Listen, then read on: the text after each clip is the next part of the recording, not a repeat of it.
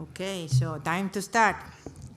Welcome everybody to this session. That is the session number 1.4 and is also the last session of this digital deep dive days that has been organized by the Emerging Area Practice Team of the Sector Group on Agriculture and Natural Resources. So the question that have come up many times during the day and that I always hear when there are comments, is this possible? Is digitalization really functioning? So as I asked the reply to that to a chat box, an AI chat box, like, is digitalization possible? And the chat box is called Perplexity. I don't know if you know it, it's the one that I use. And it says that digitalization is a multifaceted concept that encompasses the transformation from analog into digital. So digitalization is not something that is possible or not possible, right? It's something that is just a new way of doing something. So during the day, we have showcased real cases, existing cases, that we consider already scale up or scalable or very promising, and that can be from ADB, that can be from research partner or companies that work with us or we collaborate with. So let me introduce, we continue with this last session, and in which we had very exciting examples of activities.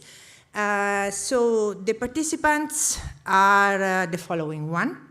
The first presentation will be from Papua New Guinea, and the presenter will be Regina Mukunji, which is Senior Food Security Policy Officer at the Department of Agriculture and Livestock in Papua New Guinea. And she has been working on this presentation together with Emily Schmidt, which is a Senior Research Fellow from IFPRI. The second presentation will be online, and it will be held by Paolo Manunta, which is my colleague here at ADB, and is a Senior Digital Technology Specialist. After that, we will have the pleasure to listen Annelies Deus, which is Senior Agricultural Policy Analyst at OECD. And then we will have two presentations from India. The first one will be also online, Mr. Prakash Yayaram, I hope I didn't butcher it too much, Partner Technology Consulting, Ernst & Young, and then Bertrand Souza, Chief Product and Innovation Officer at Protean e-Government Technology Ltd. So we can start with the first presentation, and thank you again to everybody for being here. So I invite to speak Regina Nukunji, Senior Food Security Policy Officer in Papua New Guinea.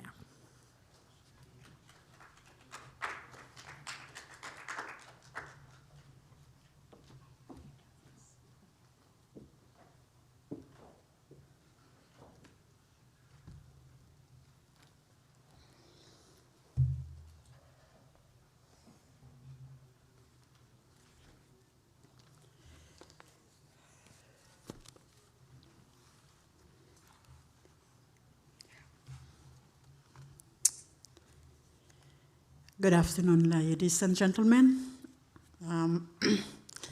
This afternoon, I will be presenting on partnership and productivity, building a data analysis system for resilient agricultural growth in Papua New Guinea. And my presentation this afternoon, I will present key components for building and sustaining an informative data and analysis infrastructure for the agriculture sector. And secondly, I will also be giving a brief background of Papua New Guinea data and analysis for policy making, and followed by several examples of successful programs that have built data systems through strong human networks in order to support decision making.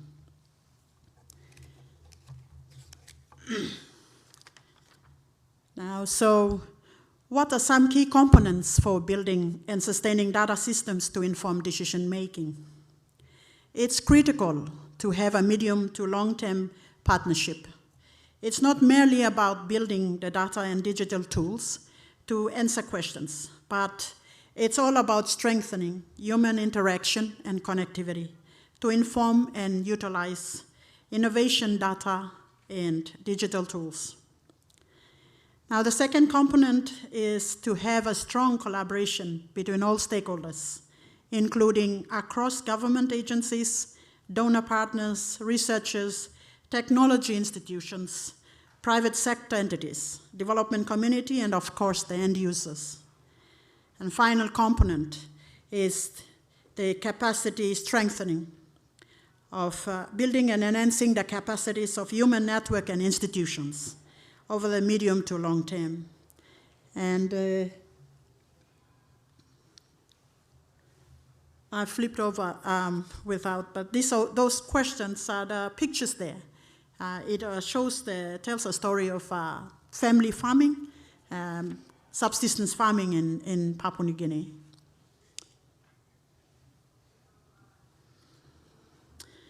And I will give a brief background on the current environment for data and analysis in Papua New Guinea. And in my capacity as a policymaker, I will be quite frank, which may be shocking to some of you, but it is what it is, and I'll just have to say it, that in PNG, policymakers work within a data-scarce environment, especially in agriculture, where our latest agriculture census was conducted in 1961, 62. That's about 50 years old. Other data sets include household income and expenditure survey that was conducted in 2009 and 10. The National Nutrition Survey conducted in 2005. And we had more or less a recent one, that's Demographic Health Survey, conducted in 2016 or 18. And it is indeed a nightmare when you are expected to formulate national plans and policies based on evidence. I've worked on a couple of recent plans and policies, and I know how it is. We have a dire need to update our agriculture census after 50 years. PNG is a country with more than 80% of its population still dependent on agriculture for their livelihood and income. That percentage, 87%, is from the 2010 National Population Census. And the government has supported to conduct a recent population census and started last year, and it's ongoing this year. Now, from the background I've given, you can see that there is a need for innovative solutions to fill the data gaps. And definitely there is a need for support in building a data infrastructure that can be utilized by government, local research institutes, and development partners to inform real-time policy trade-offs. Now, this is an example, one of the examples of a smallholder farmer access and information to reliable markets that was conducted. The project was conducted in 2019 to 22. And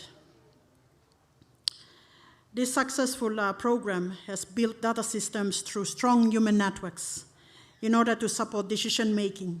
And I'm excited to say that we are a network, an infrastructure, a data system of humans. The set of pictures in the slide here tells of a blockchain-based pig traceability project using the blockchain tool to collect and track data on pig farming, management, and sales with local farmers. The challenge the pig farmers faced was having access to a reliable market to sell their live pigs at a comfortable price. So major investment to teach local farmers, government authorities, both at national and local, and on how to use the digital technology, send and receive information about pig production and marketing using a smartphone. In PNG rural communities, especially older population, seldomly own a smartphone. It's seen as a young generation gadget. So you can see teaching of basic use of a smartphone and internet connectivity was the first lesson, followed by lessons on use of the blockchain application installed for inputting pig data. The project was initiated under the government's e-agriculture strategy, and collaborative partners included the government through the Department of Agriculture Livestock, the National Internet Communication Technology Authority, and the local provincial government where the big farmers were selected, FAO, and the International Telecommunication Union. And so sustainability of this type of infrastructure requires a medium to long-term investment. Ongoing support and capacity strengthening is needed to transfer knowledge during changes in government, and also this technology could be replicated to other commodities, such as fresh fruits and vegetables or other animal species.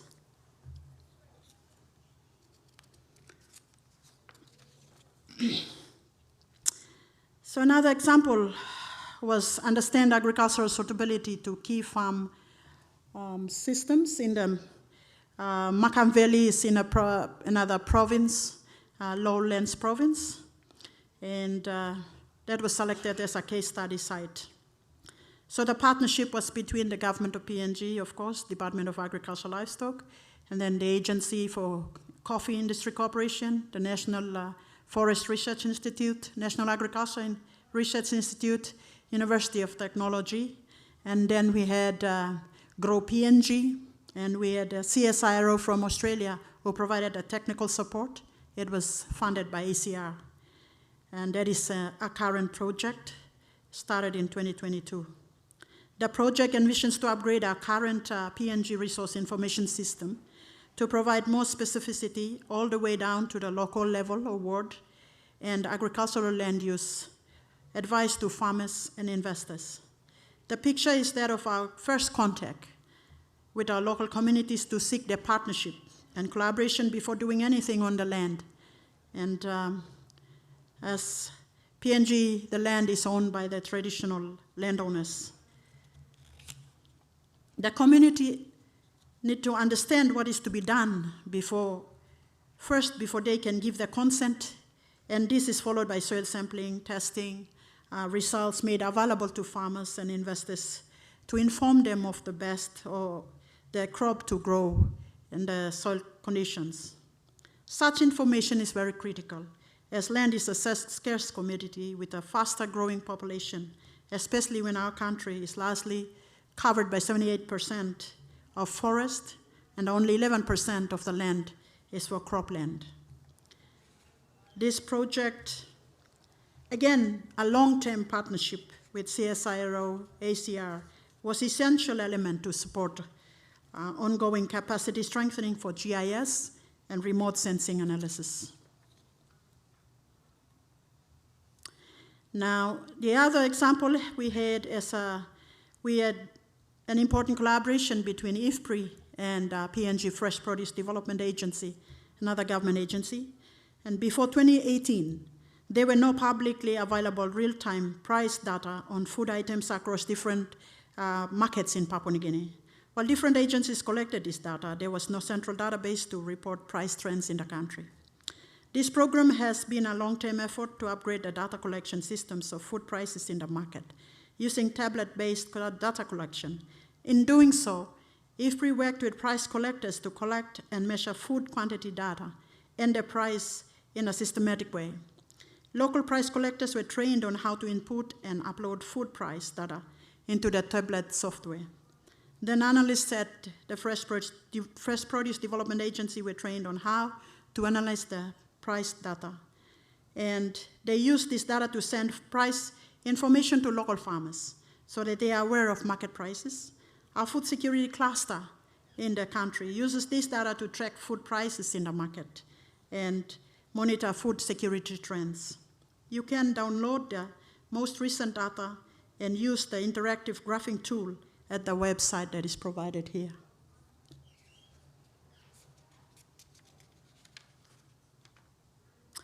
So finally, the example that is of a recent work that was built upon 6 years of ongoing collaboration with a variety of government agencies and IFPRI.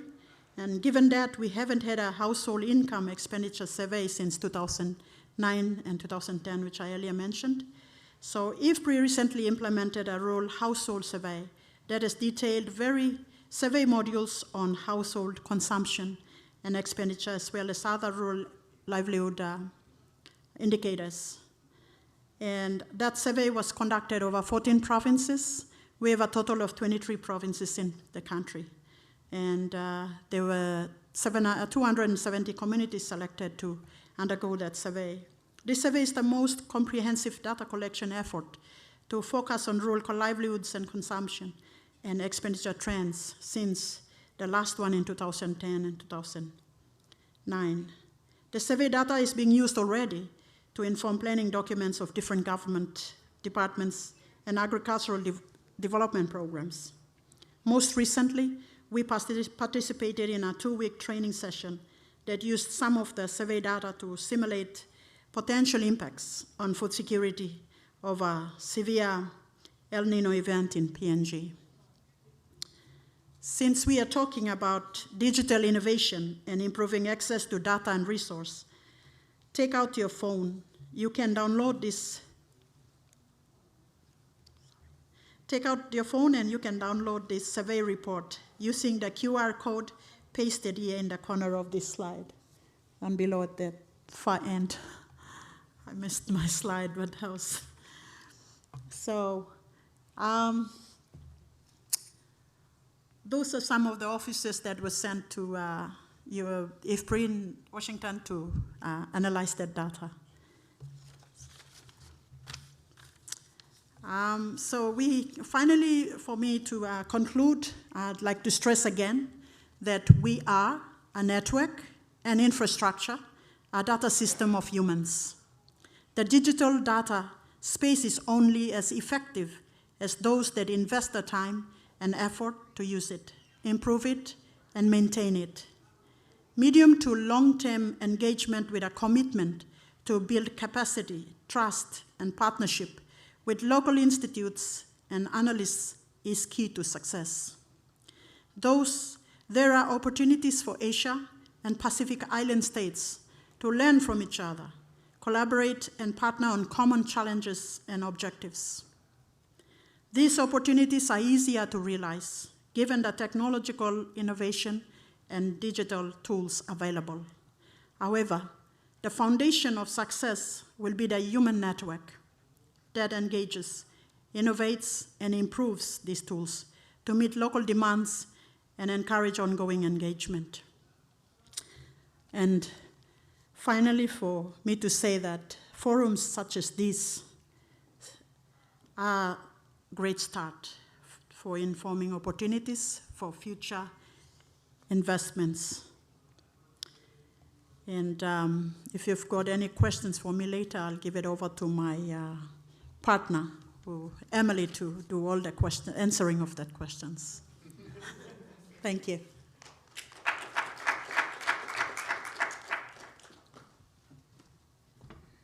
So thank you very much. And now for online, Dr. Paolo Manunta, Senior Digital Technology Specialist at ADB. He will present some of the amazing tools that ADB has developed over the last few years. Can we show Paolo online? Can you see me? We hear you. Just a second. We don't see. More important is the presentation. Don't worry. Let's see. Presentation. Yeah. Okay, now we see you, and now we see also your presentation. Please go ahead. Okay, great.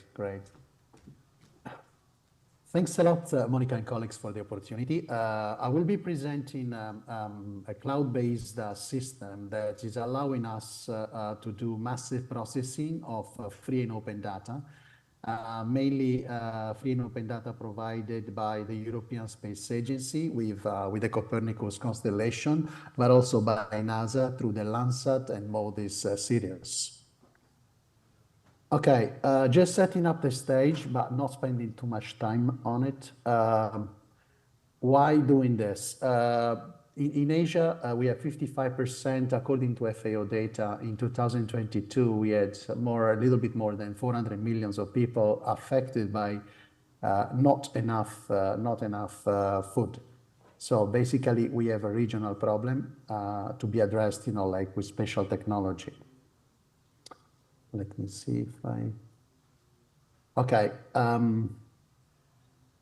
little bit on setting up the stage. This one is a different way than we use in ADB to do the problem trees.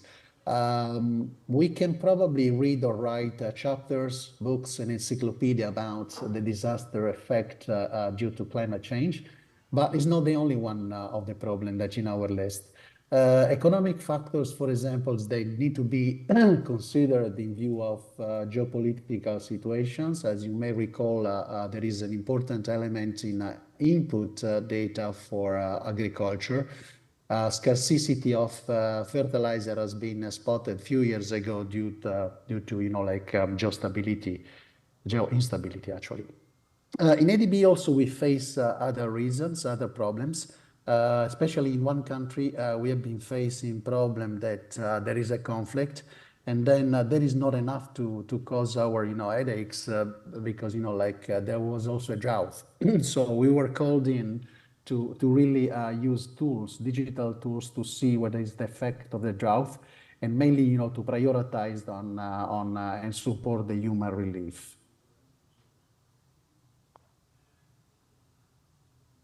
A little bit on food security. This one is a schema produced, by FAO. So what we did here, we highlighted in yellow where satellite Earth observation can really contribute. Food security is at the center. Only 2 out of 4 components we can address. Food availability. What we do is actually doing monitoring, early warning system, estimation, and risk assessment. But also we provide something about food stability. You know very well that crop can go, better than expected, worse than expected in a week time. Just imagine that, we have a flood and then the whole yield is actually be lost. With satellite Earth observation, we provide not only estimates, but also tracking, because we have the capacity to monitor every 10 days. But again, the challenge is really producing maps out of a huge amount of information. Always building on why satellite Earth observation. My view is that at the single field level, the farmer is actually the best doctor in town. But then, as we saw also from our colleague before, policymakers, they need data that can be scaled from a region and also, from a province, a region, and eventually at the country level. Again, it's important to produce scenarios, upcoming events. But as we said, the tracking is very important because usually, we can do some predictions, but the prediction can be lower or in some cases also higher. What are the list of questions very quickly that we try to answer? I'm not planning to list all of them, but I wanted to pass the message that before arriving to the final results, which is, crop yields, amount of harvestable food, we go through stages. We followed when the crop has been planted, the crops, of course, on a wide area, has been planted, how is it actually growing, and if there is any adverse phenomenon affecting, the final yields. Again, I'm conscious of time. This one is a little bit helicopter view. In order to structure, a system like a cloud system, we adopted, the tier of change. The final goal is actually the green box, the improved food security and sustainable and resilient agriculture. And we do this with a process and several ingredients. First of all, you need to be willing, you need to recognize the necessity for a change. And then you sort of put in sequence, what is the IT technology allowing you to do this? And in this case, is actually satellite Earth observation to provide evidence and based decision for better policies. One central point before getting into the policy pathway in agriculture, value chain pathway, is really to do this with the user community. And in particular, ADB has been working closely as a part of a couple of loans that we have in place in Indonesia, with the Indonesian Space Agency, but also with the Ministry of Public Works and Ministry of Agriculture. Okay, getting a little bit more into what Cloud COC is. First of all, Cloud COC is actually stands for a Cloud Satellite Earth Observation System. On this session today, we're focusing on water and food security. We are producing, we use the word processors. Processors are actually, for those IT savvy here, are actually complex sets of algorithms that actually are doing the processing of a wide area, satellite imagery. What do we get out of this calculation? We get some indications and some actual analytics. We're focusing at the moment on food and tree crops. So not only, like typical conditions, like typical crops as rice, but also we're trying to address, like other value crops. Another element that we're also considering as a part of the food estimates is also the quality of inland and marine waters, simply as they concern to aquaculture. Okay, I know you have been wondering about when I will show you something. Okay, here it is. So we put together this cloud system. Let me focus a little bit on the concept on the cloud. On a daily basis, globally, satellites free and open data can actually account for about 14 terabytes of data. Simply impossible to process those, with our, PCs, and simply not efficient to move the raw data across the country. Also, the concept that you may agree on is that raw data is not an information. Raw data is actually data, that requires interpretation. So basically, we put together a system which allows our selected DMCs, the developing member countries, to select an area, spatially. You build an area of interest. You select the time that you are interested, probably, like the last month or the last year of satellite Earth observation, and then you run it, and you get the results in the form of a map. The map is actually providing a series of indicators. And here, this one is a picture of the drop-down menu only for crop processing. You see that the final goal is actually to get tree crop and biomass estimation, food crop estimations. That's the estimation you would like. But as I was mentioning before, it's very important to track how well or how bad our ensemble of fields are actually doing, and that's why we have a series of indicators, also including evapotranspiration. You may see on these slides other drop-down menu, which are not actually in full shown here. Also because the system is allowing us to do also some assessment in terms of land use, land cover changes, and also the marine processors. Typical issues are chlorophyll and some level of water quality as it connects to food, to aquaculture. So basically, again, just to recap, you select the area, you select the time, you select the kind of parameters you want, and then you run it, and probably in a couple of hours, or in some cases, if you require 1 year of processing, you probably need to wait a day or so. Remember that we are processing terabytes of data placed somewhere else directly to the archive.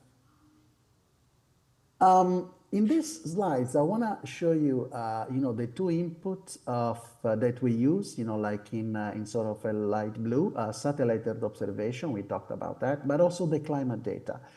If you follow all this arrow, it's just for you to show that before we go to the final result, which can be crop phenology, crop conditions, crop yield, and potential evapotranspiration, there are several steps. In other words, the message I want to pass to you that this system we put in place not by looking at the color of the vegetation, but really analyzing, very, very intensively, what the spectral resolutions is going to tell us. That in other words is a way to do sort of an X-ray to the crop, hopefully with good results. And finally, we also use cloud penetrating radar data. because in our latitude, you know, clouds are a problem, and we try to see if there is a crop in some level of condition also using SAR data. I'm not going to focus too much on this one already. Basically, 3 groups of information and products in the format of maps provided: environmental parameters, vegetation index, you know, all of you probably know already, normalized differential index, climate, crop locations, crop type. This one requires also some level of training, because, you know, like the algorithm doesn't really know you know, what's in there. So we need usually 5% of the area needs to be trained, and then, you know, we use artificial intelligence to do the processing of a larger area. Aquaculture analytic is still a work in progress, but is actually very much connected to one shrimp aquaculture project we have in ADB. Again, what I show you to you is not a GIS, it's not a GeoPortal, but we use GeoPortal technology to show the map online. And in order to do that, we use GeoNode. One last concept before we go to this one is really that this technology we use is actually called in Dockers. Imagine that the Docker is a container that allows you to do some complex calculation. For now, is actually set on a cloud infrastructure that ADB is actually handling. But what we are proposing as a part of the capacity building in countries is actually for those that are interested. Of course, you know, we have limited capacity, but at least in Indonesia, we're working on that, to take the Docker, you know, like this container, to their own IT premises, because in some countries it's very crucial to have the data system to be resident in the country, connected to the data archive of European Commission or NASA, run the calculation and get the results locally. That concludes my presentation, but I remain at your disposal for any question. And I apologize, probably was too much of a copter overview during, you know, due to restricted time that I had available. Thanks a lot. Thank you Monica, very much. Thank you. So our next presenter is Annelies Deus from OECD.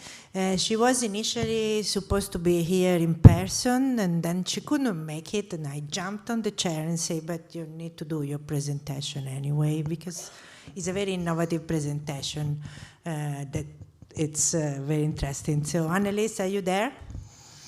Yes, I'm there. Okay, please go ahead. Can you see my presentation? Yes. Okay, great. Okay, well, good afternoon, everyone, and thank you very much for that introduction, Monica. I'm very pleased to be here today and to participate in this very interesting deep dive session on digitalization. It's really a pity that I cannot be in Manila in person, and I would like to thank you, the organizers, for helping me present this work virtually. So what I'm going to do in this presentation is to cover the digitalization of sanitary and phytosanitary measures. So what do we mean by sanitary and phytosanitary measures? So sanitary means human and animal health, and phytosanitary means plant health. So SPS measures are in fact measures that countries maintain in order to ensure that food is safe for consumers and to prevent the spread of pests and diseases among animals and plants. So it's this combination of human, animal, and plant life and health. Now, these measures apply to both domestically produced food, plants and animals, but also to products coming from other countries. And so what I'm going to do today in this presentation is I'm going to focus on this international trade aspect. And that is, when countries trade food, animals and plants and products, how do they ensure that these SPS measures are maintained? And more specifically, how have digital tools changed this? So at the OECD, we have started several streams of work that examine SPS systems, and more specifically, the digitalization of SPS systems in the context of international trade. And we focused on 2 specific types of digitalization, namely the digitalization of certifications and the digitalization of audits for food safety. And so on this slide, I've listed the titles of our current and ongoing work in this area. And so for today's presentation, I will focus on those 2 types of digitalization, and then I will discuss the work that I've indicated with an arrow. So I'll focus, as the organizers have asked me to, on the practical aspects of these digital tools. So I'll spend most of my presentation on what these tools are and what they do. And then I'll also give you a little bit of a taste of the type of analysis that we have conducted based on the use of these digital tools. So starting with the first type of digitalization, namely SPS electronic certification. So again, let's start with the definition. What do we mean by an SPS certificate? Well, an SPS certificate is a non-customs document that is issued by the relevant competent authority of the exporting country to attest that a consignment complies with the SPS regulations in the importing country. Now, an electronic SPS certificate or e-certificates, these are exchanged digitally through electronic documents in a structured format based on open and agreed standards. So these definitions might be easier to understand by looking at an illustration. So here you see the paper-based SPS certification workflow, and you can just follow the numbers in the figure. So in step 1, the exporter applies for the SPS certificate to the competent authority. In step 2, the competent authority issues to the exporter a paper certificate based on a prescribed format. In step 3, the exporter then sends this SPS certificate to the importer. The importer then in step 4 submits it to the competent authority, which then clears the goods. So in this workflow, what we see is that the exporters and the importers at the bottom of the figure, they bear the responsibility for transmitting these SPS paper certificates. Now, when we're looking at electronic certificates, then this e-certificate circulates exclusively between national competent authorities, either through a bilateral relationship or through a multilateral option provided by a hub, which are these orange arrows at the top. So this means that exporters and importers no longer transmit and submit certificates anymore. So in step 3 of the workflow, there is no transmission or a mailing of a paper SPS certificate, only the notification that the certificate has been issued and that the consignment is underway. So in the last 2 slides on eCert, I would just like to give you a taste of the type of analysis then that we conduct. So the picture on the left shows clearly the motivation for this research, namely that even though e-certification was already used before the pandemic, we really saw a huge dramatic increase following the COVID-19 pandemic. And so in the project that we're conducting, we're doing 2 things. First of all, we're taking stock. So we're looking at what's the current use of these SPS certificates. And in the second step, we're quantifying the impacts on trade of using these SPS certificates. And we do this by conducting a survey based on 4 questions. And so this slide shows some preliminary results on the current use of SPS electronic certificates. So these graphs, in fact, twice show the same information, but represented differently. So on the left, you have the sending of electronic certificates, and on the right, receiving of electronic certificates. And the top figure shows the countries that are receiving, and the bottom figure shows the countries that are sending. And the way to read it is that, for example, in the top graph, you can see that Argentina is receiving phytosanitary e-certificates from 20 countries. And in the lower graph, you see that Argentina is sending phytosanitary electronic certificates to 39 countries. So 2 initial preliminary results are that we notice that more countries tend to receive on the left, and fewer countries tend to send electronic certificates. And a second preliminary result is that there are more phytosanitary electronic certificates exchanged than sanitary electronic certificates. Okay, so then now let's go and look at the second type of digitalization of SPS measures, namely remote audits. And also here we had a similar motivation, namely the COVID pandemic really accelerated this use of digital technologies because of all the restrictions, the lockdowns. And this was also the case for food safety audits, which were conducted remotely using ICT or information and communication technologies. And then the question is, well, what is the role for remote audits now that all these restrictions have been lifted? Because they may have been good enough during the most intense moments of the pandemic, but are they really a good, appropriate technology for continued use in the future? And so to answer this question, we developed this study at the OECD where we examined several aspects of remote audits, namely the costs, the benefits, their effectiveness, what are some of the most useful practices, and what are the viewpoints in terms of continued or broader adoption in the future. And this report was published last year. So when we started this research, we quickly realized that people mean different things when we talk about remote audits. So some people say, oh, an audit is remote if you use ICT for documents. And other people say, well, it's a remote audit only if the visit is done virtually. And so in addition to that, there are also a bunch of terms that are used, such as partially remote, blended approach, traditional audit, in-person audit. And so we said the first thing we have to do is to make sure that when we talk to people and we design a survey, we have to be clear about the terminology that we're using and what we mean by a remote audit. So we started by looking at the audit itself, and we said, okay, there are 3 different stages to an audit. So there is stage 1, the preparatory process, stage 2, the audit itself, and then stage 3, the post-audit. And then to define a remote audit, we focused on the key activity of the audit process, namely the evidence gathering activities in stage 2. And we saw that there are 3 types of evidence gathering activities, namely review of documents or records, interviews, and observations or site visits. Now, if we're looking at this evidence gathering, there are 2 methods in which evidence can be gathered.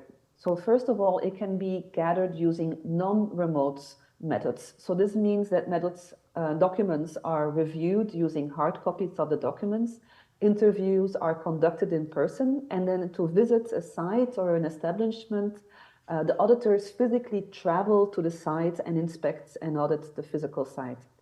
But all these 3 activities, evidence gathering activities, can also be done remotely, and that's illustrated in blue. So the documents can be reviewed using electronic copies, the interviews can be conducted via Zoom or Teams meetings, and the site visits can be done by cameras or by filming. And so this then for us became the key way to define a remote audit, namely we're focusing on these evidence gathering activities. And then this brings me then to the definitions that we are using in this research. So we start from those 3 types of activities of evidence gathering. And we say that if all these activities take place on the location of the auditee, then we're speaking about an on-site audit. But if some or all of these activities are performed remotely, then we say it's a remote audit. And then in the case of a remote audit, we also distinguish between 2 types, namely a partially remote audit and a fully remote audit. And so in a partially remote audits, some of these evidence gathering activities take place on the location of the auditee and others are performed remotely.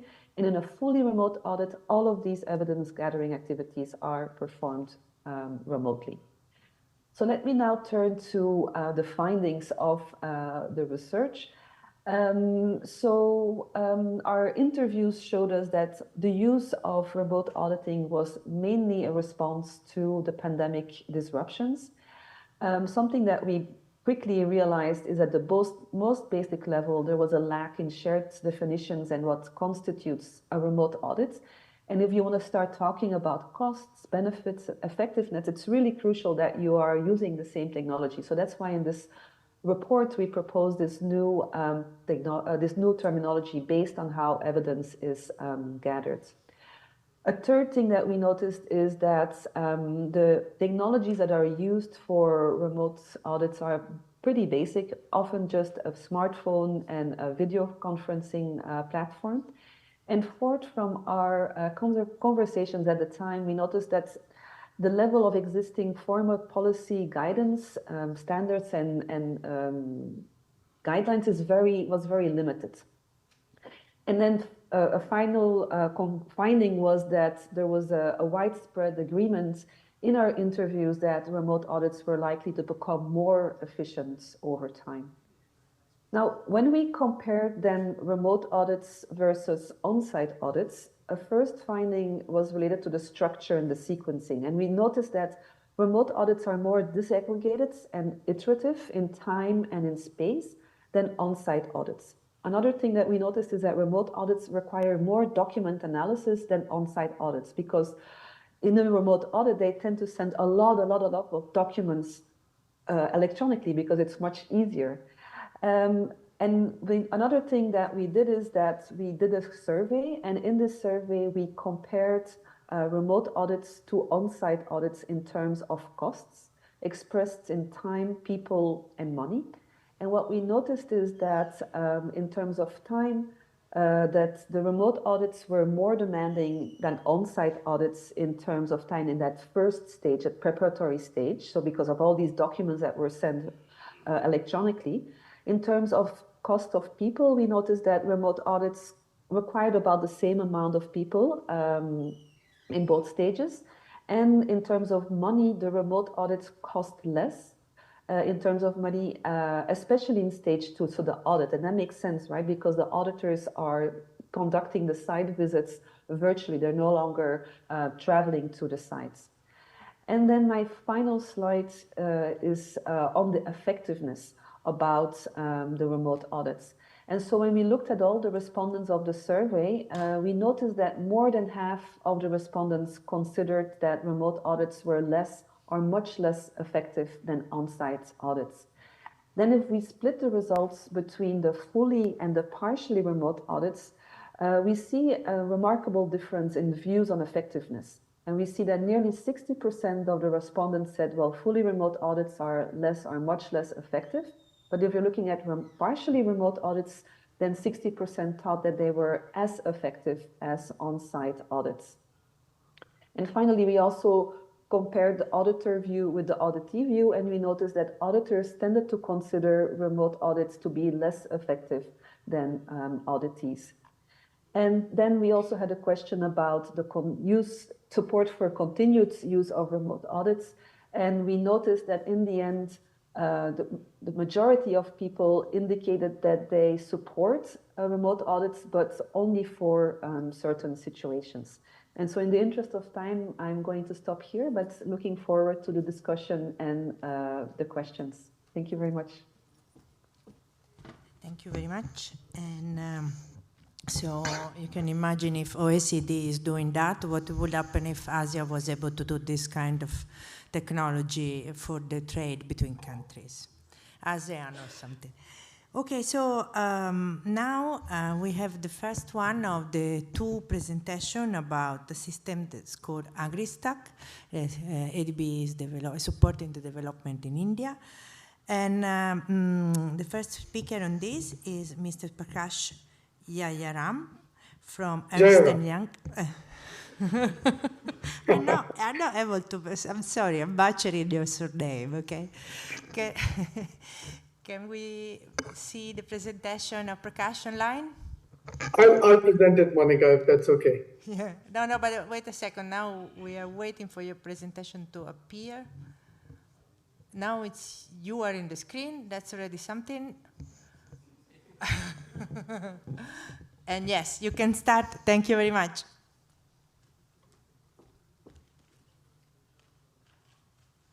Yeah, is my presentation visible? Yes. Your presentation is on the screen. Okay, great. Yeah, thank you, Monica, for the opportunity and the introduction. I am Prakash Jayaram, partner with Ernst & Young in India, and I've been leading a team that focuses on digital agriculture, which over the last 4 years has grown to almost 100 people as digital agriculture comes of age within the country. So I'm going to be talking a little bit about the focus on digital public infrastructure for agriculture, which India is building. And as Monica said, it's called AgriStack.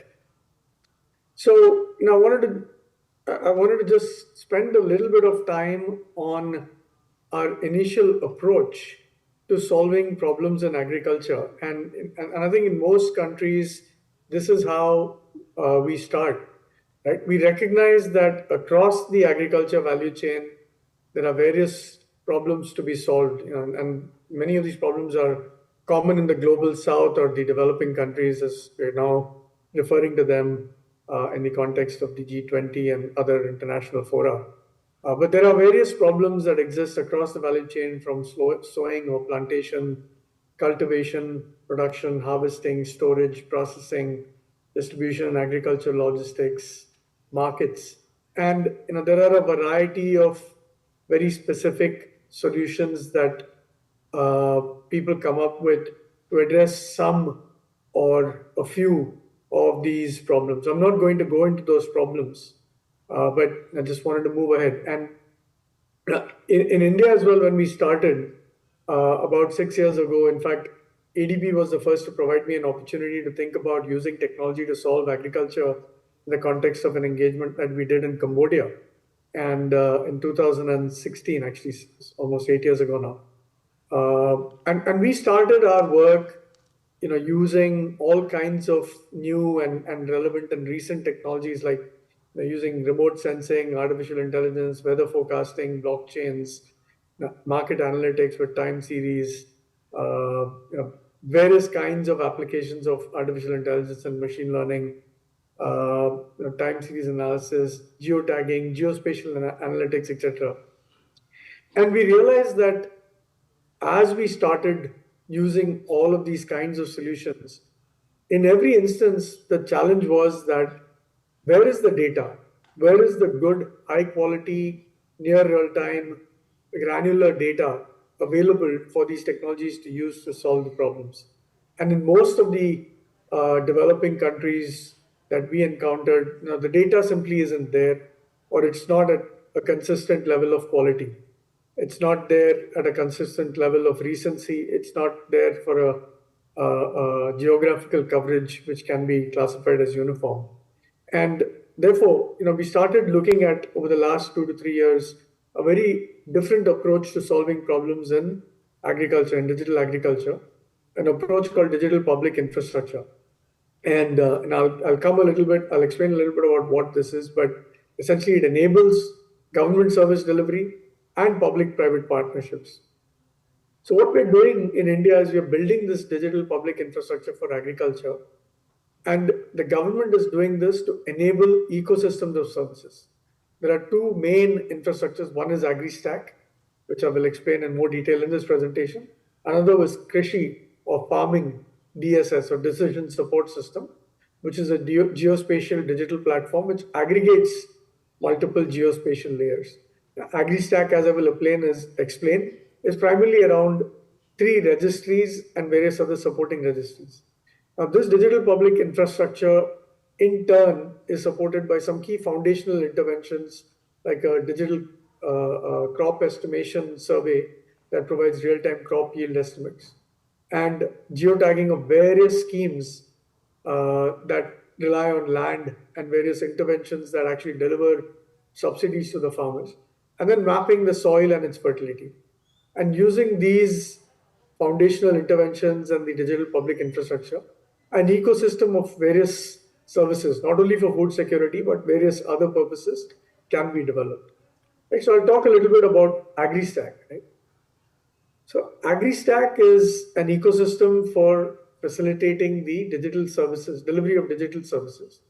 It's developed by the government, and it actually enables ecosystems to be developed by agri-techs, farmer producer organizations, and other service providers, which could include public and private entities, right? What does it comprise of? It's essentially databases and registries. And registries are nothing but high quality, validated, verifiable, or verified databases that can be accessed by the ecosystem.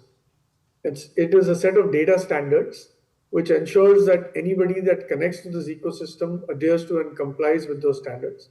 It's a set of APIs, or application programming interfaces, which are specified so that people can easily access the data as per the standards.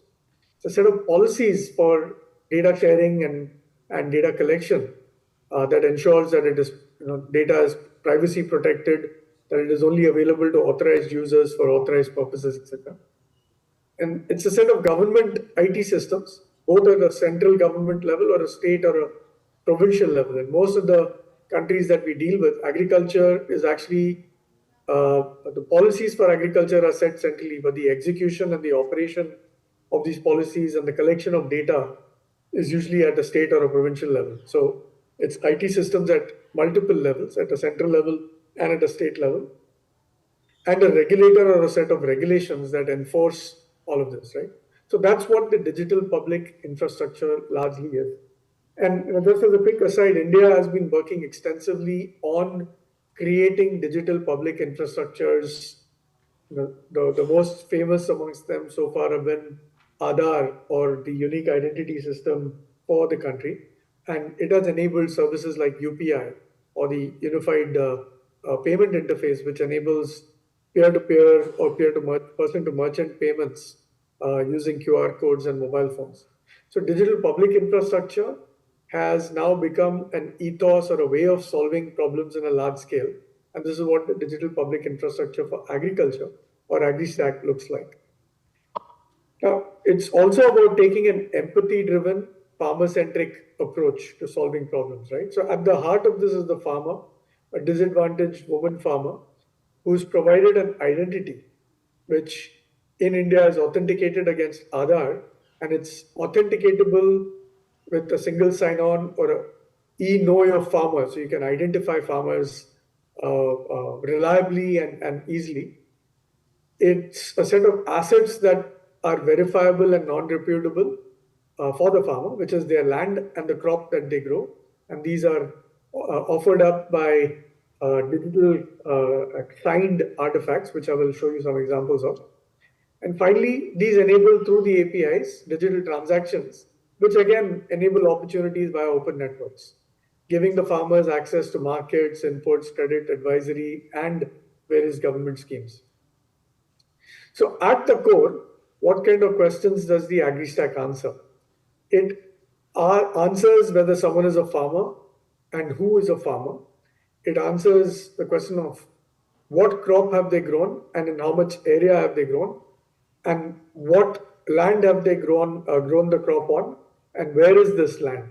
And it answers these questions reliably because the processes that are being used to acquire this data and maintain it are being standardized and are validatable and verifiable, thereby increasing the reliability of this data and the cost of access to this data.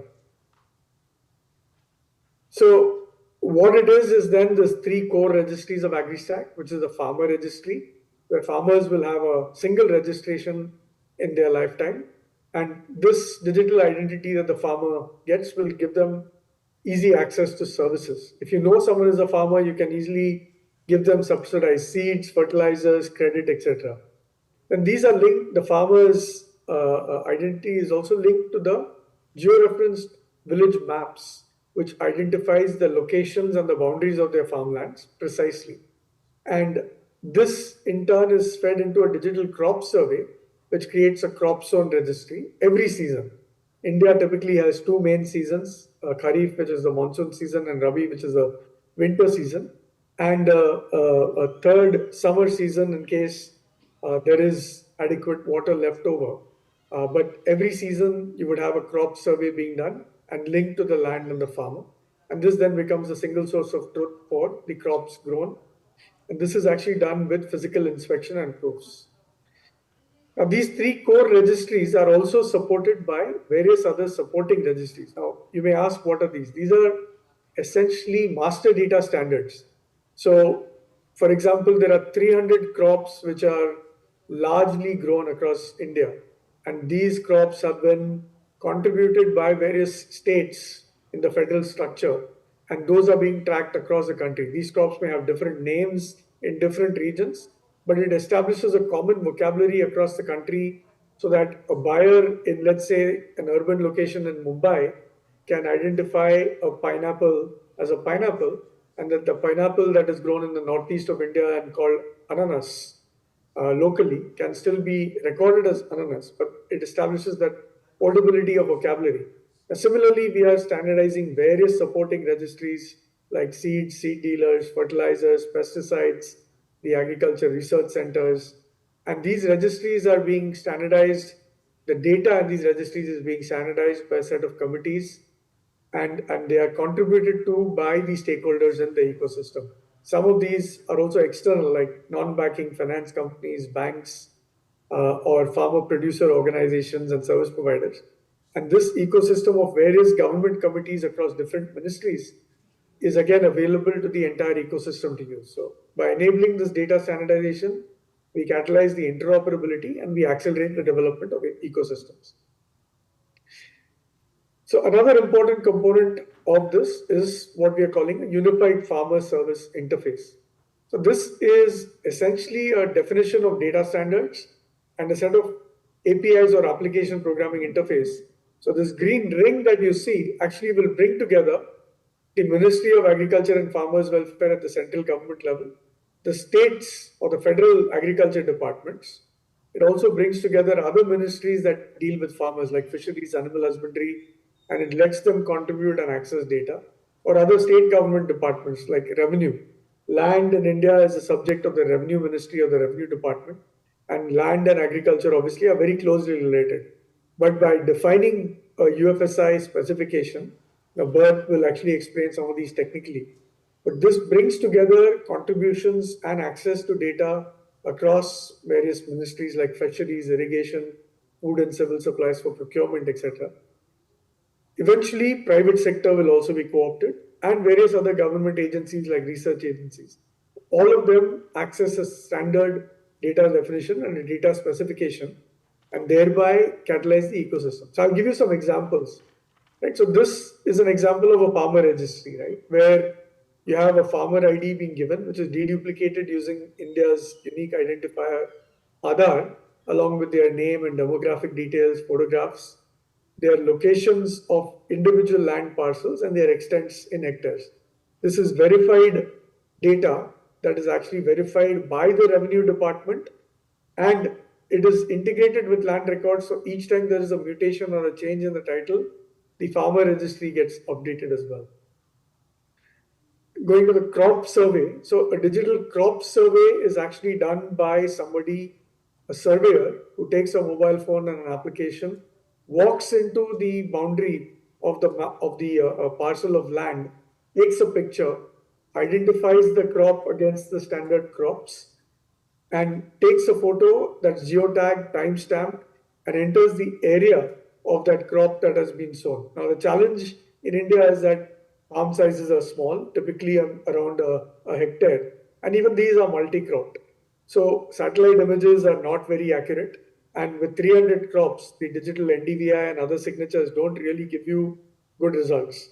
Eventually, over time, if we have good data with photographs, you would be able to map things like NDVI signatures from satellite images and connect them to the photographs so that you can improve the algorithms to recognize cropping patterns from satellite signatures or drone signatures.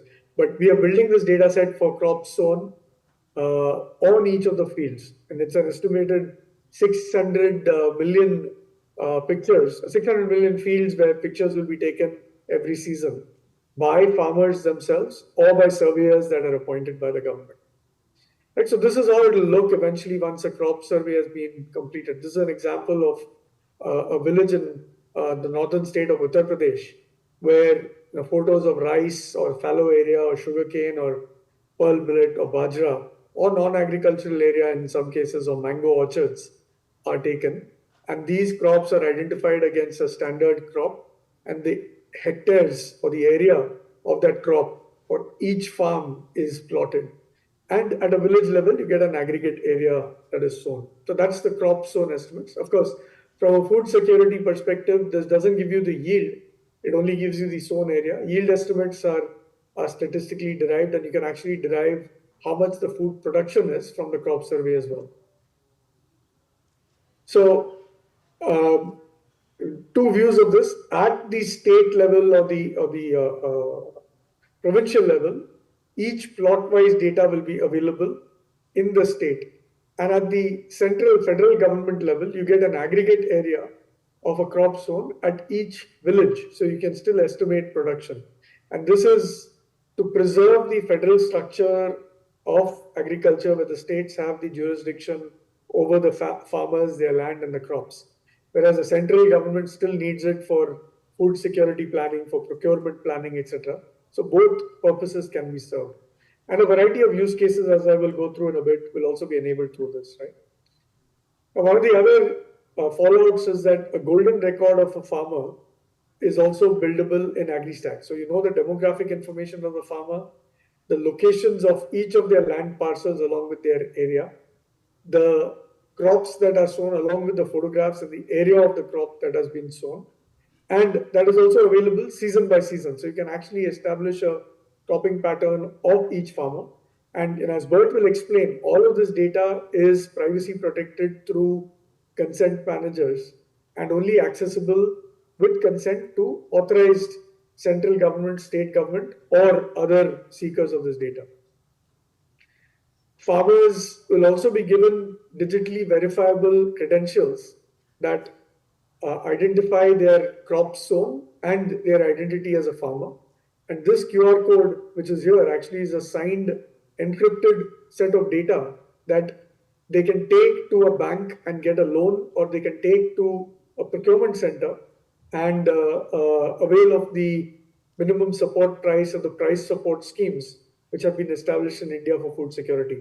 Of course, all of these are still in pilot stage, and the expectation is that in another season or so, 10 to 14 states in the country will be operating these use cases at scale. Right, so there's various use cases, and I'll go through those fairly quickly. For one, with the UFSI, the consent and the registries, central government and state government schemes will all integrate and access the data and digitally deliver the schemes. For example, an income support scheme called PM Kisan, which offers 6,000 rupees every year to a farmer, can be completely digitally delivered. Or a farmer loan, which is based on the crop sown, again, can be delivered in 30 minutes. We've done pilots of this in 2 states, with all of the documentation being digital. Eventually, private sector entities will also be authorized to access these registries, and huge number of use cases can be enabled by this digital public infrastructure, right? Access to various kinds of finance, insurance, various kinds of loans, access to various kinds of actionable advisories, which are crop specific and farm specific, because by adding weather data, you now know conditions that are farm and crop specific, and you can provide advisory for markets, for pesticides, disaster, etc. Farmers will have access to seeds, fertilizers, other kinds of inputs, because knowing what the farmer typically sows, various seed suppliers can actually reach out to farmers to sell their seeds widely, right? Not just local, but across the country. And farmers can also get preemptive access or proactive access to markets, not only local, but international as well, because from the crop survey, there is verifiable evidence that a certain crop, even a certain seed, has been sown, providing the farmers traceability, right, and access to various markets. So one such use case, especially in the context of food security, and this is already being piloted in the northern state of Uttar Pradesh, is the minimum support price-based procurement. So the farmers register on AgriStack, get a farmer ID, and the crop survey provides them evidence of what area and what crop has been sown at what location.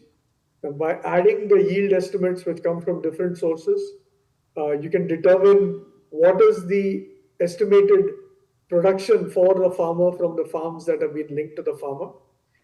That then allows the procurement process to send an intent to the farmer and tell the farmer to take the produce to a nearest collection center.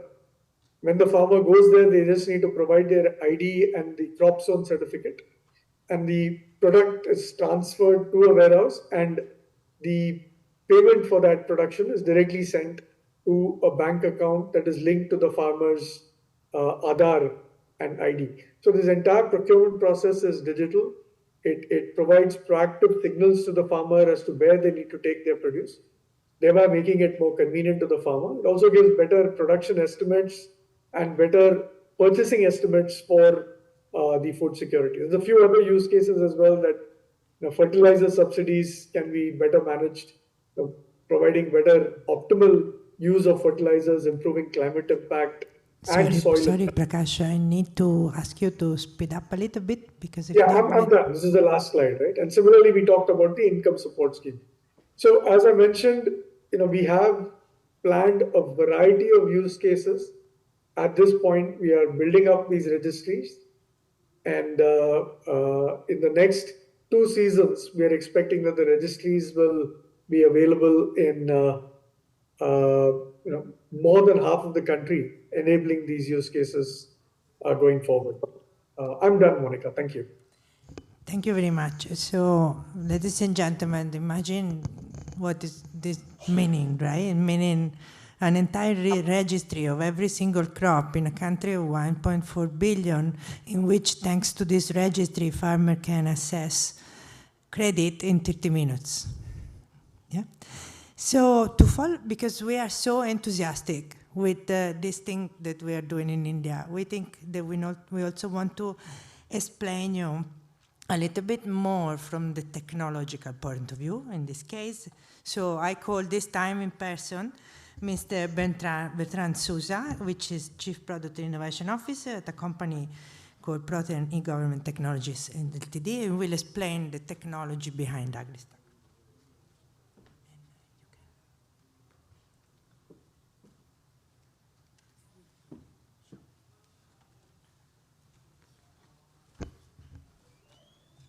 Thanks, Monica, for the introduction, and extremely grateful to the entire ADB team for having me here to be a part of this and for supporting us in this amazing project.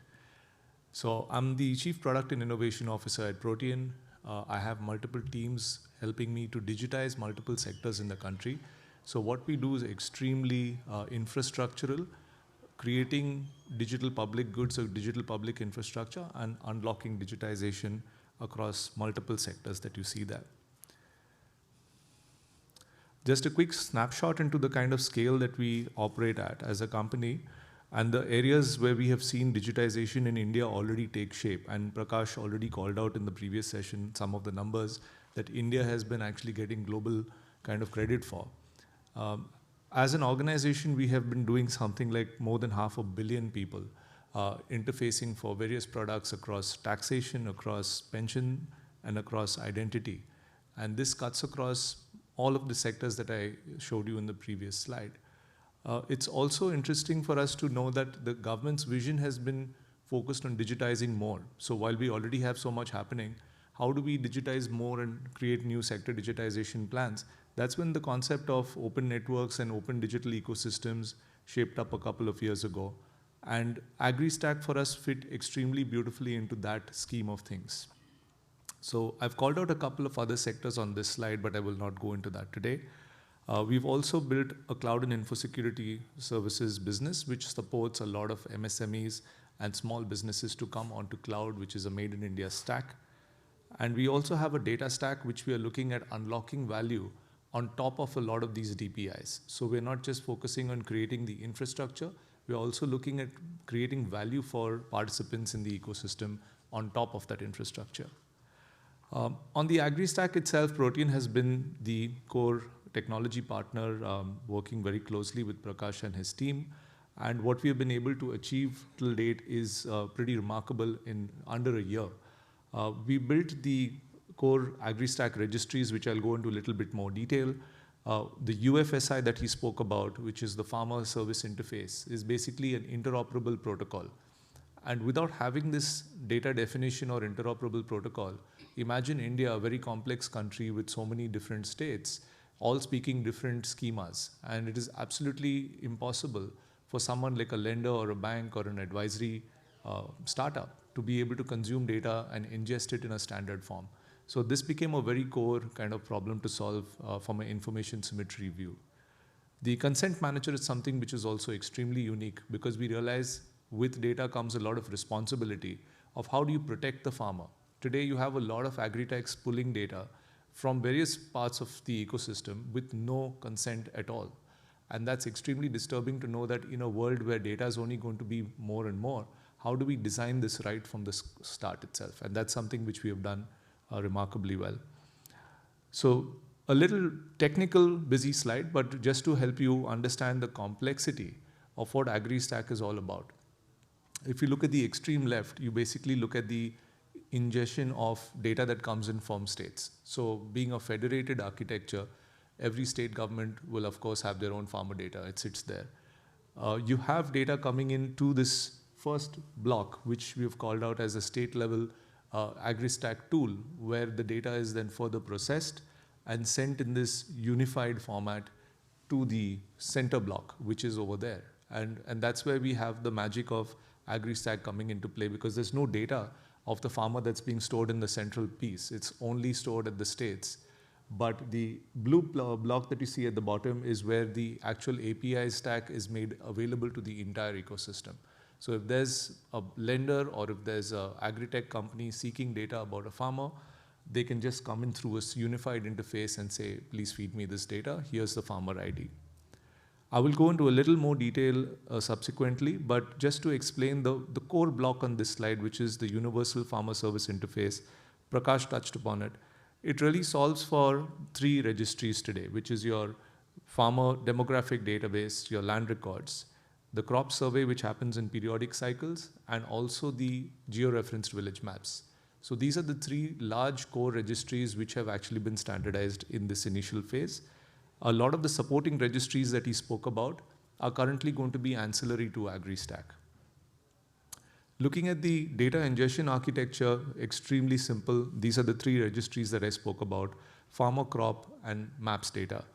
And we have the state and center speaking a beautifully orchestrated, simple, standard language. This is pretty much the fundamental premise of how a payment system like UPI also hits at scale, just with interoperable rails. So we believe with a simple data schema and with multiple parameters enabling flexibility, this becomes the real bedrock of AgriStack. Looking at the value it unlocks for both center, state, and the end farmer, I'm just going to walk you through a couple of views. So this is the kind of view at a macro level that you can expect the government to have, across the country. How are the kind of farmer digitization IDs going?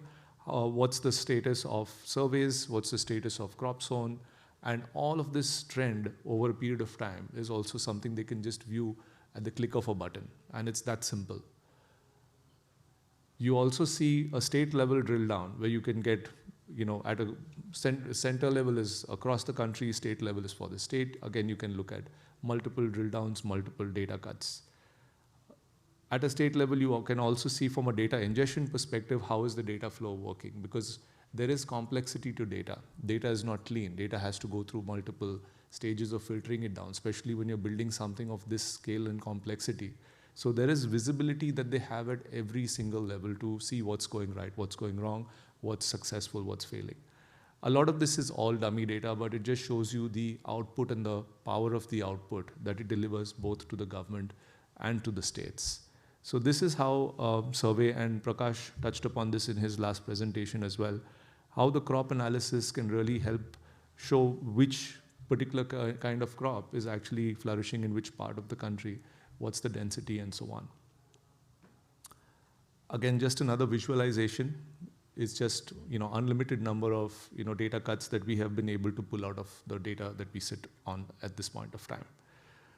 So quickly walking you through, because I think Prakash spoke extremely well about the use cases. I said, let me actually show you a couple of these use cases and how it looks like to the end farmer.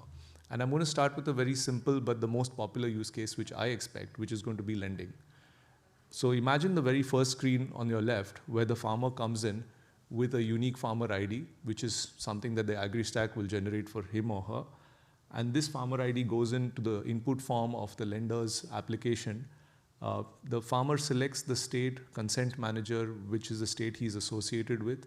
And then the lender application pushes a notification to the farmer. This notification, while it's not shown here, typically goes like an SMS link. And when the farmer clicks on the link, he gets a screen which looks like the second one, which actually shows him or her the quality and the type of data, what's being shared and for what period of time. So you can actually see consent request will be valid till so-and-so date. And you have crop data for multiple periods of time. So there can also be partial consent. And this level of consent framework does not exist anywhere. In fact, in India, you have something called the account aggregator, which is a consent framework for the BFSI and the banking sector. this is far more advanced because it supports for partial consent, full consent, and rejection as well. And on the third form, you can basically see that the lender has now accessed this data and the lender has processed it, sanctioned it, and disbursed it. So this is where we expect, the use case to really fly. And we have seen already, like Prakash mentioned, a bunch of CUG pilot loans have already gone through. This second one that I wanted to touch about, and this is my last slide, I wanted to keep this extremely brief, but the small video clip that I'm going to play for you will talk about how we have been able to visualize as Protean multiple DPIs that we work with. So the open network for digital commerce, the open network for education and skill, which allows for short point-in-time skilling, AgriStack, which we just spoke about, the account aggregator, and Bhashini, which is a language LLM in India. So this is just to give you a flavor of how DPI, can we have the volume turned on, please, and AI coming together.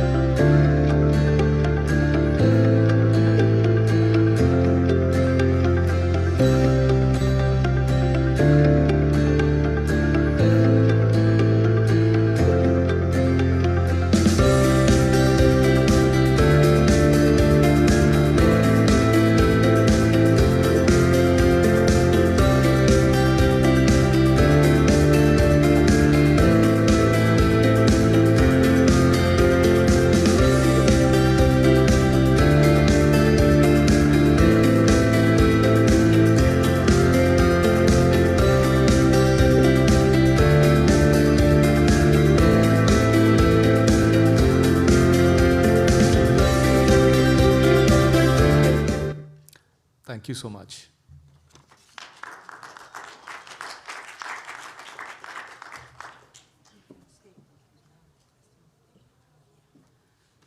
So, in synthesis, the entire concept of agricultural statistics crashed down, and a new concept of data management and market process is coming into place. And this has already happened with the UPI, but it's continuing. So now I would invite the guests that are here, meaning Regina and Bertram, to come back to the sitting near me for replying to questions. And I also ask to Paolo, Annelise, Prakash to open their video so that we can project them. And also ask to the technical people at the back of the room to show yes. So I see Paolo, I see Annelise, and I see also Prakash. So at this point, I would like to ask if there are any questions. People can access the Microsoft at the center of the room. Thank you, and please introduce yourself. Thank you very much. My name's Fiona Lynn. I'm with the Australian Department of Foreign Affairs and Trade. And I wanted to address my question to the AgriStack thing. I'd just be interested to understand whether you've taken any particular steps to allow women to access the technology. I mean, I did, and I'm being a little cheeky here, but I noticed in your video there was no pictures of women using the technology. Thanks. I'm telling them since 3 years. Feedback accepted. I normally would like to have 2 or 3 questions together and then reply all of them in a batch. Is there any other question? I'm Kosturi, and I'm an independent consultant. My question is also to Agritech. It's a very fascinating platform. The question is who would own it, who controls this, and with so much of farmers' protests happening against government, how are these platforms going to handle this? Thank you. Okay, third question. Yeah, please. Yes, hi, and thank you for your presentations. A quick question. I am Greg from OpenSPP, Open Source Social Protection Platform. We're also building a farmer registry. And I wanted to ask a question about the AgriStack. I know that as part of the India Stack, MOSIP, IIITV are working on a lot of open source components and open source solutions. And I wanted to ask you if some of the components of the AgriStacks will be open sourced in the future. Thank you. So I think probably Prakash is the best person to address most of these questions. Sure, thanks, Monica. Right, so I'm sorry I didn't get people's names, but the lady from Australia, I'll answer her question first. So interestingly enough, the prototype persona for whom we are actually trying to solve the problem is a woman farmer. We've actually called her Shanti, and a lot of the the challenge in India is that while a lot of the women are the people actually doing the farming, very few of them actually have land records and land in their name. And we are being cognizant of that, and therefore we are actually trying to solve for Shanti and her problems. I did not include that side, but she is the primary persona who is the target of these solutions. And making things easy for her to access and reach is very critical for us. So that was the first question, and that's why the first picture was a woman, and that's Shanti. So the second question was around the sensitivity, who's going to control AgriStack, and how is it going to ensure that the farmers' interests are protected. I think that I paraphrase that question because the protests are obviously in the nature of farmers feeling that their interests are not adequately protected. So the way the ecosystem is designed is that the central government is actually the Ministry of Agriculture and Farmers Welfare has created a set of committees which include multiple ministries in the design of AgriStack. So this includes various ministries that interface with farmers and the Ministry of Revenue and Land Records, so that at least from a government perspective, various ministries that have a touch point with the farmers are included. The steering committee for AgriStack also includes representatives from various state governments, and the 5 of the largest state governments are represented on the steering committee, and they will be changed by rotation as AgriStack is rolled out. So from a governance structure, we are being very, AgriStack is being very inclusive in setting up the right kind of governance. Now, initially, the focus of AgriStack is to build the technical infrastructure and the data sharing frameworks in the context of delivery of government schemes to farmers. Even today, most of the services to farmers in India are delivered by the government. Of course, there is a large private sector role to be played in terms of inputs and finance and other aspects. But the intent is once we have a robust consent framework, which is tested in various scenarios, and Bert had shown how the consent framework enables the farmer to granularly share data, including for a specific crop or specific plot of land and a specific field for a specific duration and a specific purpose with a specific entity. All of these are available. One might ask, is the farmer informed enough or capable enough of exercising their right to share data? I think farmers can be educated to do this. And also, it's a valued decision that each one of us needs to make on whether we share data or not. All of us are happy to share our location, for example, to get Google Maps and traffic updates. Similarly, farmers might be willing to share their data if they want access to government or private schemes and services. Or they might just lock it down and say, I don't want to share any data. I'm happy getting whatever I need on my own. So I think we built in the safeguards from a governance structure and technically have implemented those safeguards also in terms of the consent frameworks, both at the farmer level and at the state government levels. Right? So hopefully that answers the second question. And the third question was around open sourcing some of these AgriStack components. So there are two parts to this. So the first is the overall framework and the protocols. They're all being built on a technology stack that is based on open source technologies. But I don't think it's at a point where the overall framework itself is ready to be open sourced. I think a little bit of maturity is required before that gets open sourced. We are consulting various architects, including those that have contributed to MOSIP and various other technology stacks as we architect AgriStack. And it is built using the same principles as other digital public infrastructure and digital public goods that are being developed, not only in India, but globally, right?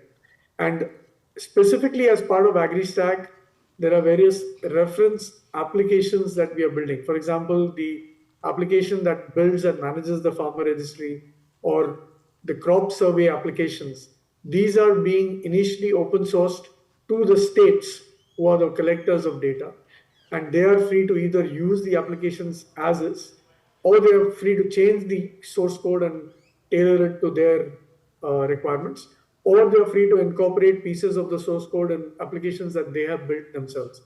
Eventually, the intent is as private sector entities also get involved, the core applications or key parts of the core applications, the technologically complex parts, will be open sourced, and that is the intent. Now, the intent of AgriStack is to have an open source, open standards-based ecosystem so that the builders of use cases have access to not only the open standards-based APIs and protocols, but also pieces of code that they can rapidly use and adapt. I'll stop here. I hopefully have answered the question. So for me, Monica, if I can just jump in with one more data point on the third one. Sorry. So I think to give you the second round. Yep. Thank you. So I just wanted to make sure that it's clear what he called out, that the APIs and the infrastructure will enable innovation with open protocols. So maybe the application which powers it right now is still going to be a proprietary application for some period of time, but the access and the interoperability to connect to it will be made available to certain types of entities. Now, what those types of entities are will be part of the policy. Thank you very much. And I also want to say something about all this because, I mean, I'm also coordinating AgriStack from the headquarters of ADB, right? Although there is also Christian in the public that is coordinating AgriStack from India, also from ADB India. So for me, this question about the privacy, first of all, AgriStack is a government system, okay? So I am European. In Europe, all the data of people is parcelized in 20 different databases that they do not talk each other. It's like not having a database. I think in Italy, Paolo, how many identity cards do we have in this moment? 3 different identity cards, right? Something like that. So, correct. Yes. So in reality, digitalization is a disruption of something. But it's a disruption that built on what the human being has been doing over the time. So what the government of India is trying to do is putting the information together in a way that is not, as much as possible, not dangerous in any way for the farmers, and it can be used as easy as possible also for private sector. Entities that want to, like giving them a loan that the farmer is asking. The point is, it's not a civil society tool, that's for sure. Okay, so there is never, but it's not even Google, okay, right? It is a state. So it is, there is always a balance, but it's like digitalization reflects the imbalances that there are in the society. It is not indifferent. So is there a different, is there any other question? I have an online question. I don't know the name of the person, but they are asking if AgriStack is informing farmers about climate change, agricultural cropping partner, and availability of water, etc. So this is the first question. Any other question for the public in person? Yes, please.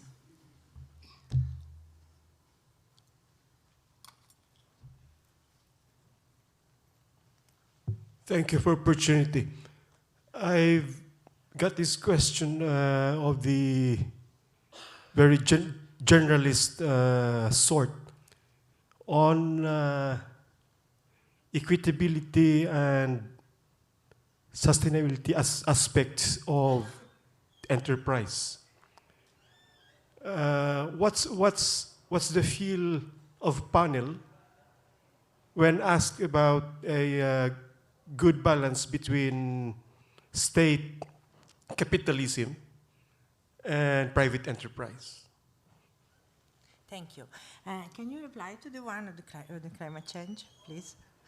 Sure. I think climate change as a registry and as a data set, I think is something which will definitely become part of the supporting registries. And what we are seeing increasingly as a trend is, if you saw the architecture of AgriStack, you have multiple registry use cases which can be built around it. In fact, earlier today I was introduced to an agri-tech startup who was doing something around climate change and were very keen on finding where they can fit in to the scheme of a similar platform to what this currently looked like. It does not have the registry today as we see the current modules which were shown to you, but it becomes a very open architecture to keep adding more registries over a period of time. What AgriStack and what UFSI enabled in the entire conversation is that once data structures and schemas are standardized, it becomes easy for the entire ecosystem to speak that one language. So whether it is suppliers of data or whether it is consumers of that data. And I think that's what will solve for any data source or any data stack. I hope that addresses the climate one. Yeah. And so what is the feel of the panel about capitalism and private sector? Sorry, I don't know, it's 5:30, if we can write a book. Yeah. Yeah, Christian. So I'm Christian Rathil, I'm from ADB, India Resident Mission. So just wanted to ask Papua New Guinea also, because the presentation was interesting that you are also embarking on something similar in terms of collecting data and making use of it in the overall value chain enhancement and farmers' income increase. I mean, that's what I could gather. So when you look at something like AgriStack, for example, do you think it's easily doable in a smaller scale in Papua New Guinea? That kind of thinking, that's one. Second question is also to OECD presentation. It was about the phytosanitary certificates, etc. So what is your suggestion in the sense that in the context of countries like India which want to export, so do you think there is a possibility of that kind of solution which you have made being made available to countries like India or other countries? So thank you.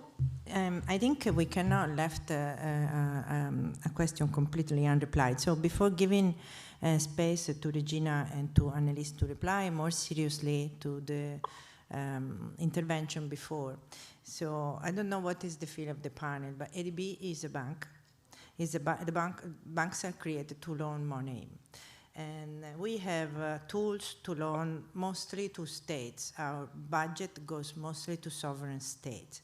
However, ADB also have specific funds, for example, for small and medium enterprises, for small entity, for green transformation, and also has budget for venture capitalism. However, in these present geopolitical scenarios, who come to us to ask for budget are states. Okay? So we have funds that can be accessed down to the small enterprises, but we have very few requests, okay? So that's what I can reply to you.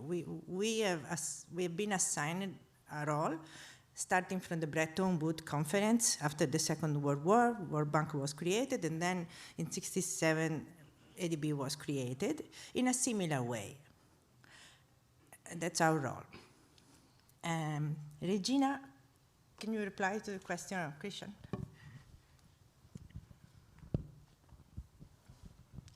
Yes.